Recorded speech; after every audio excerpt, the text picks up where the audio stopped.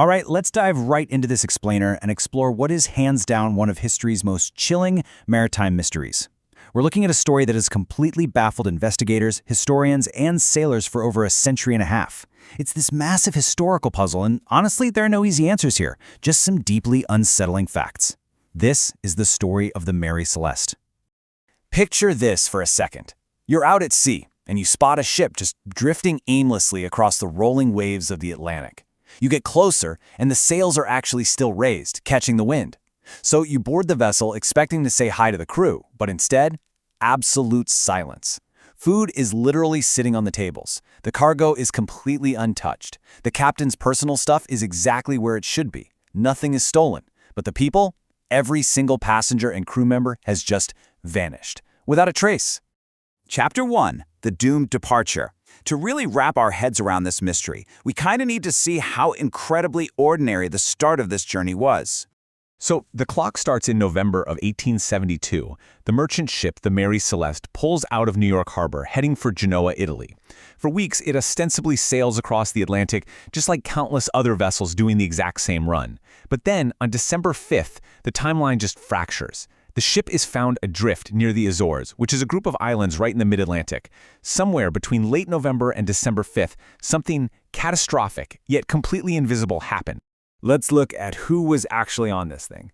You had Captain Benjamin Briggs, a guy with a stellar reputation and years of experience on the water. He brought along his wife, Sarah, and their 2-year-old daughter, Sophia. To run the ship, Briggs handpicked a crew of 7 highly experienced sailors. And down in the hold, they were hauling over 1,700 barrels of industrial alcohol. So you've got a super competent crew on a totally standard commercial run.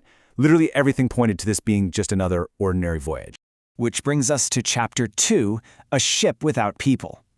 When sailors from another ship, the Dei Gratia, saw the Mary Celeste drifting so erratically, they knew something was off. But when they boarded, the scene was impossible. You know, when that boarding party stepped onto the deck, they were probably bracing themselves for something gruesome, right? Like the aftermath of a pirate attack or a really violent mutiny. But instead, they found total, eerie stillness. No blood on the decks, not a single sign of a struggle, and absolutely zero bodies. It was as if all 10 people on board just evaporated into the sea air. This is the part that really messes with your head. Compare what was missing with what they left behind. The lifeboat was gone, along with the people. Okay, so that tells us they left intentionally. But look at what they left.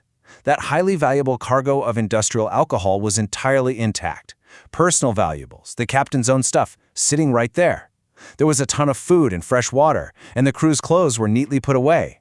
Why on earth would seasoned sailors abandon a perfectly good, well-stocked ship without taking their survival supplies or valuables? Chapter 3, The Baffling Investigation. So they sail the abandoned ship to Gibraltar, and maritime officials immediately take over, practically tearing the boat apart looking for answers. Naturally, the investigators assumed the worst. They suspected foul play right out of the gate, and looked at every criminal angle you could think of. Was it a mutiny that ended in murder? Was it just an incredibly tidy pirate raid? Or, hey, maybe an elaborate insurance fraud scheme orchestrated by the owners? They pulled on literally every thread. But here is where it gets incredibly frustrating for those officials. They found absolutely zero evidence to support any of those theories. Nothing. The cargo was completely untouched, so it wasn't a robbery. There was no physical evidence of violence to point toward murder. Instead of solving it, the official investigation just confirmed how truly bizarre the situation was. It just spawned way more questions. And this is the most confounding detail of the whole shebang. The Mary Celeste was totally seaworthy. This wasn't some sinking ship. The hull was perfectly sound, they had plenty of supplies, and it could have easily made it all the way to Italy. There was absolutely no physical, structural reason to abandon that vessel. Chapter 4, Analyzing the Theories. Because, as you can imagine, over the last 150 years, historians, scientists, and armchair detectives have thrown out countless hypotheses to try and explain the inexplicable. Let's start with the big one, the piracy theory. It's everyone's first guess, criminals boarding by force. But we can scratch that one right off the list. Pirates are in it for the money, but all 1,700 barrels and the crew's personal cash and valuables were sitting right there. Pirates wouldn't kidnap 10 people and just leave the treasure behind. Makes no sense. Another popular one is the weather theory. Basically, maybe a sudden violent storm convinced Captain Briggs the ship was taking on water and going down. But again, the facts just don't line up. The ship was totally fine, perfectly intact and not sinking whatsoever. A pro like Briggs is not going to abandon a floating fortress for a tiny, vulnerable lifeboat just because the waves got a little choppy. And, when logic fails, human imagination totally takes over. Over the decades, we've heard everything from giant sea monsters dragging them into the depths to, yes, alien abductions. Now, while those definitely make for fun campfire stories, for the sake of this explainer, we got to state the obvious. There is absolutely zero historical evidence to back any of that up. So, moving on to the most accepted theory. If we strip away the aliens and the pirates, what's the actual logical chain of events here? Historians really lean into this idea called the accidental abandonment theory. It plays out like a tragic set of dominoes. Step 1. Some of those 1,700 barrels leak, filling the hold with highly flammable alcohol fumes. Step 2. Captain Briggs smells it, panics about a massive explosion, and orders a quick, temporary evacuation into the lifeboat just to let the ship air out. Step 3. They tie the lifeboat to the Mary Celeste with a heavy tow line so they don't drift away. But then, step 4, a sudden gust of wind catches the big ship's sails, that heavy tow line snaps under the pressure, and the Mary Celeste just sails away, leaving them completely stranded in a tiny boat in the middle of nowhere. It's honestly a super compelling narrative. It perfectly explains why the ship was intact, why the lifeboat was missing, and why they left their stuff, because they totally planned on getting right back on board.